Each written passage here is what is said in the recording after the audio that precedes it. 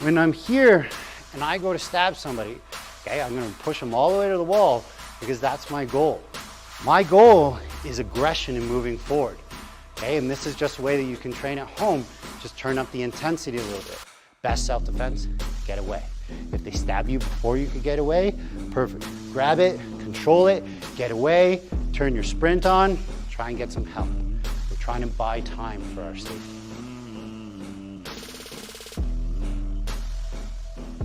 All right, we're talking about knife defense. Probably the most controversial subject ever, okay? At the end of the day, I'm a civilian, okay? That doesn't mean I need to control them. That doesn't mean I need to get to the ground. It means I need to get away. Most of the time, you probably won't know a knife is coming. So if Tyson is here, stay, right? See right away, he's getting in that 6 foot distance? No, right? And that's what I'd be doing in real life. Like, hey man, I don't know you, why are you getting close, right? And all of a sudden he pulls out a knife. If he's reached to his pocket, I'm gone, right? I'm not trying to stay there by any means, right? I don't want to engage into this. I don't want to pull out my knife and get into a knife fight. I don't want any of this, right? And that's my goal. So most of the time, if an attacker is coming up, they're just shanking you and prison shaking you before you even know what's taking place, okay? So this is the controversial part. I'm going to start with the knife on me. Okay? And the reason why I do that is that may happen. And I want to get my body used to something is inside of me or something is trying to get inside of me and I don't want it there. So right away, my hand is going to grab and I'm going to take it away. But if I do that single hand versus somebody that's bigger and stronger, that may not work so well.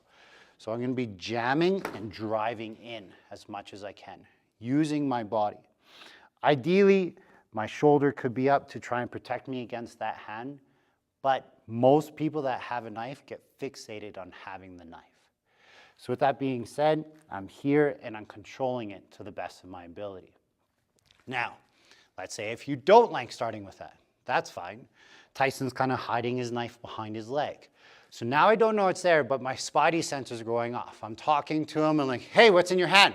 What's in your hand? I see a knife. And right away, just talking about it and raising my voice can bring attention from other people and hopefully deter him from coming forward. But if he doesn't and he stabs, right away I'm moving in, okay?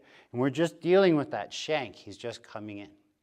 So what I'm trying to do is when I'm making impact with the hand, is I'm trying to find the L of my hand controlling it. I don't want to use my thumb. There's a chance of breaking my thumb right away and the knife entering my body. So I want to try and put something behind it. The thing is, though, is you might get excited and that may pop it away like it popped into his leg. That's why the other elbow is so important to come in so it pins. What this will do is it will force the attacker to have to hinge back further. Now I've taken him out of his structural integrity. So when I get into this point, I'm nice and solid. I have this. Now I have control. He's going to continue to try to stab. I'm going to continue to try to push forward as much as I can. When he pushes forward on me and I push back on him, he's going to tend to push back even harder. Go with it and allow it to pass your body. I can control into the elbow now. And notice I'm going to keep control of the hand down as much as I can. Okay, and training it slow, it works great. Training it fast, you might lose some of that. This is my sensitivity training with my knife. So what I'm trying to do is come up and squeeze this tight. I don't want my arm to be here and lock into this position. The reason why, if he pulls the knife out right now, he can be cutting into the brachial artery. So when I'm here, if I squeeze this up tight here and push this, pull, it's locked in strong. When I do this with Tyson, I weigh him by about 80 pounds. I swing him around the room, but he still doesn't get caught because he's squeezing in tight here. He's wrapping that up and pulling it in tight. So we want to keep this nice and safe. Now, some styles of martial arts will teach the takedown here, okay? I personally don't want to. And the reason why is unless I got good ground fighting, which I do, right? I don't want to be involved on the ground with a knife. I'm not a police officer, so I don't need to detain this subject. I need to get away. End of the day, I'm a civilian. So when I'm here and this is coming in, now I'm showing control. He's gonna try and pull it out. He's gonna try and push forward, right? And once he notices it's stuck, now that left hand becomes a little bit more dangerous. So we have to worry about that a little bit. But I also don't wanna stay here forever, especially if they're bigger. So as much as I locked into a position and got to a safe point, now I'm gonna try and do the exact opposite, leaving. Or sorry, the same thing, just in reverse order. My hand comes up, I control. Tyson is the mountain, even though I outweigh him. I'm not gonna move the mountain, I'm gonna move away from the mountain. As I do that, now it's a chance for me to run away. I don't need to engage into this fight at all. Remember, if you train the way that I do, I'm standing there, I get shanked, boom, this comes in, I'm controlling right away, I'm here, I'm recognizing a knife, and now I'm away. Now I know a knife is there, I can engage mine if I so choose, but if I'm here, now I have distance and now I know a knife is there, he comes at me, now we can start thinking about other things.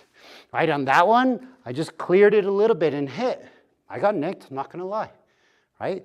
You're gonna get cut, that's the way it is. Taking the least amount of damage is what our goal is.